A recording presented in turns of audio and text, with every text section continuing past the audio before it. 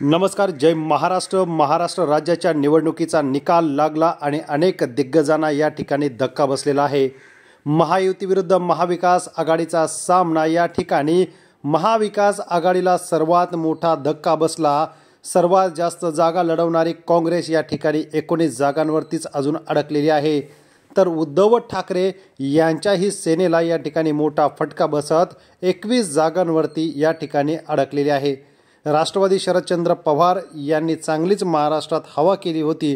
जनतेचा मूड हा महाविकास आघाडीच्या बाजूने असल्याचा अनेक सर्वे समोर आले. मात्र या ठिकाणी सर्वच सर्वे आणि दिग्गजांचे या ठिकाणचे विश्लेषण फोल ठरत महायुतीने घवघवीत यश मिळवलेलं आहे. एकट्या भाजपला या ठिकाणी 129 130 जवळपास जागा मिळालेल्या आहेत. तर महायुती 250 जागांवरती जाऊन पोहोचलेली आहे. या निवडणुकीमध्ये अनेक दिग्गज मोठा पराभव झालेला आहे आणि यामुळे आता महाराष्ट्रात बघूया कोणत्या दिग्गज नेत्याचा पराभव झालेला आहे.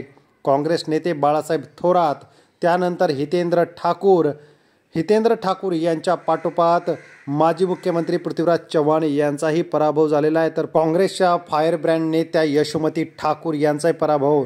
तर काय झाडी काय डोंगर या ठिकाणी शहाजी बापू पाटलांचा पराभव. तर ठाकरेंचे निष्ठावंत वैभव नाईक यांचा पराभव.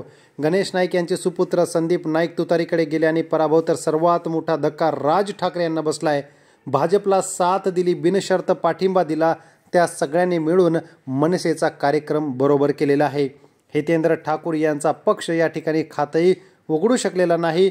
तर काँग्रेसला सर्वात मोठा धक्का बसलेला आहे. तर उद्धव ठाकरे यांच्याकडे 15चे 21 आमदार झालेले आहेत. मात्र महायुतीला या ठिकाणी घवघवीत यश मिळालेलं आहे. विरोधकांनी EVMचा आरोप केलेला आहे. आता यापुढे बघूया मुख्यमंत्री नक्की कोण होणार आहे. मुख्यमंत्र्याचा शपथविधी येत्या सोमवारी वानखेडे स्टेडियमवर घडणार आहे. धन्यवाद. जय महाराष्ट्र.